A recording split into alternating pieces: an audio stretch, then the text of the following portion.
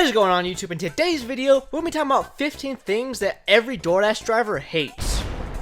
Adding the totals from all your separate dashes just to find out how much you're at for the day.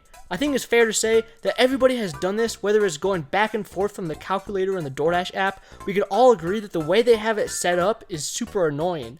I remember back in the day when DoorDash was my only app and I hit $200 in one day for the first time. I had to try so hard just to keep it on the same screen like this by having to extend my dash, but it's so much more satisfying. It would just be way better if they kept a running total for your day and not separated it into so many individual dashes like they do every time you switch zones or get kicked off.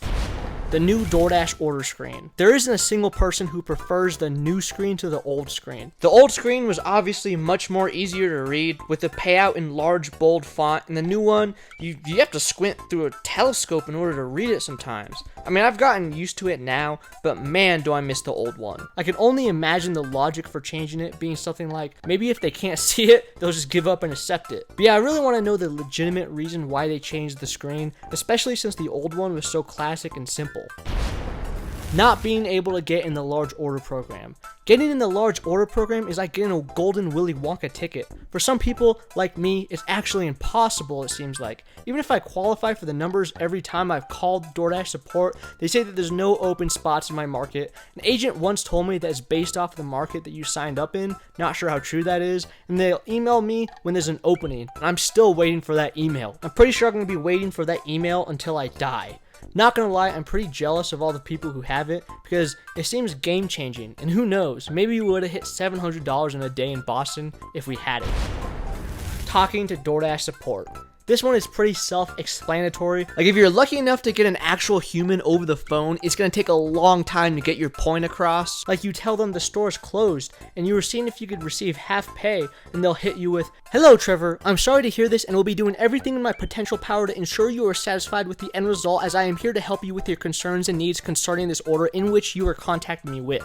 Please let me know the name of the customer in the store, and I'll do everything that I can to ensure the satisfaction and a satisfactory result for both you, the dasher, the customer involved, and the store involved, as you are all involved in this quandary that you are further contacting me about in assistance, in which I will be assisting you which to ensure the solution for this problem. I also apologize deeply for this scenario, as I understand you may be distressed in this situation and confused, and I am ensuring you that I am here to assist you." Like, I get it, their customer service and being courteous is important, but I think shortening the script would be good for everybody involved.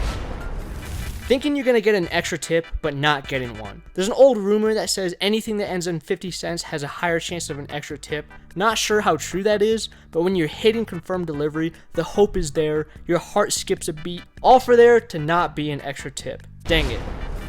Getting phone calls from the customer after you drop the order off. Say I drop off an order, head back to my car, start my next order, then I get a phone call starting off with, "Hey, is this Trevor?"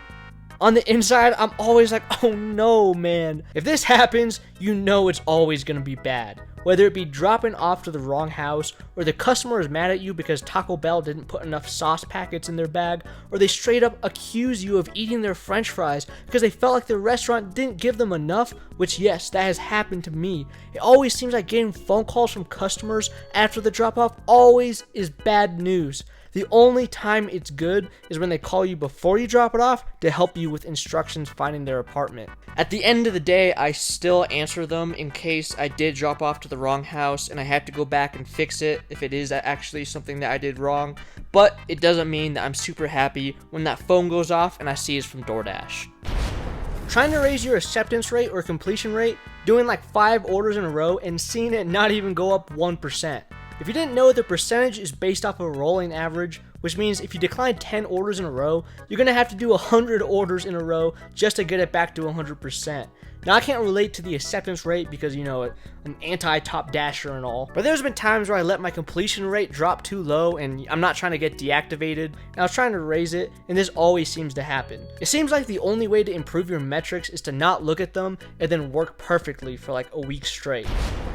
DoorDash app glitches. DoorDash app outages happen way too often, and they always mean less money with zero compensation.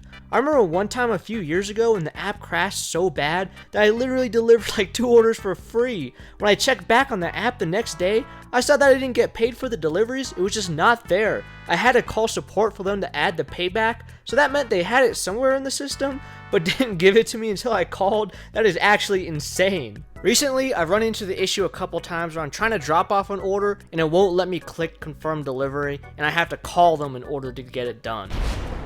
Having to give a reason for declining an order. This one is a fact that OG drivers remember. Well, they got rid of it not too long ago, but you used to have to give a reason for declining every order and have to go through like 5 screens just for it to go away. Now, this may not sound like a big deal, but when you're driving and the orders are popping up, the last thing you want to do is have to click through all of this while you're trying to pay attention to the road. It's probably caused someone to get in an accident. Sitting there not getting any orders, and then DoorDash sends you this message: it's very busy right now, continue dashing to earn more. Almost like they're just taunting you because you're sitting there doing nothing. I feel like back in the golden age, OG days of DoorDash, when it used to say very busy, they actually meant it, and saying that was exciting because you knew you were going to get some banger orders that are actually good. I feel like now the busy and very busy meters don't even matter at all. I honestly believe that with the implication of Top Dasher and the high paying program, it messed up with the accuracy of this metric, and now they completely abandoned the idea of it staying accurate, but for some reason it's still in the app. That would make a lot of sense in my opinion and explain why it is the way it is now. There's been too many times recently where I go online when it's very busy and I get completely nothing, or it'll just be like light red, not say that it's busy, and it's popping off with dinner time orders. Point is, the app doesn't seem to care about the accuracy of their busy metric anymore. Your zone being gray and not being able to dash now. Thank goodness for multi-apping, guys, because in the old days when I only had DoorDash, my zone turning gray meant I just had to sit in my car waiting for it to turn red again, and if it stays gray for too long, then I'll literally have no choice but just to go home. Now that I have Uber Eats, Walmart Spark, and whatnot, if DoorDash turns gray, it's not so bad, and I just try to get on when I can and stay on as much as possible to be at full multi-app capacity. But no one likes to see their zone gray and not being able to hop on. It causes people to do crazy things, like go for Top Dasher. Getting kicked off for not accepting orders. It's no secret that DoorDash only wants drivers who accept everything to be online to mathematically improve order fulfillment efficiency. It's just annoying to be punished for being smart and only accepting good orders, but I guess that's just the world of business. Stacked orders. Let me explain. It seems like stacked orders used to be a good thing. Like, it really felt like you were doing a double order for one delivery for the price of 2, but nowadays it feels like you're doing 2 deliveries for the price of 1. This obviously has to do with the $1 base pay on stacked orders now, and it's not about creating efficient delivery routes for the drivers anymore like it used to be. I feel like back then double orders were always good. Like 8 out of 10 they were worth it, especially when one pops up out of nowhere on your screen like that. There are some good ones nowadays, but there are just so many more bad ones that it ruined the reputation of these so-called double orders.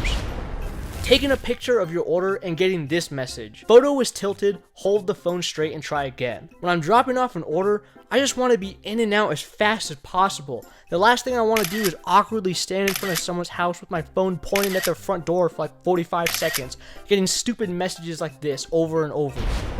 Constant changes to the app. Whether it be the new tier program, Top Dasher, lowering the base pay, every time the app updates is always bad. Just an example, you used to be able to see the separate payout for each order for stacked orders until they updated it so that you can't. A nice update. It makes you kind of scared to wonder what they're coming up with next to drop in the latest DoorDash update coming soon. I think that just about does it for today's list. Let me know if you guys enjoyed the video. It's a little different than what I usually make on this channel. Comment any ideas for a future top 10 of these like relatable delivery driving DoorDash, Uber Eats talking videos. Subscribe if you enjoyed, and we'll see you in the next one.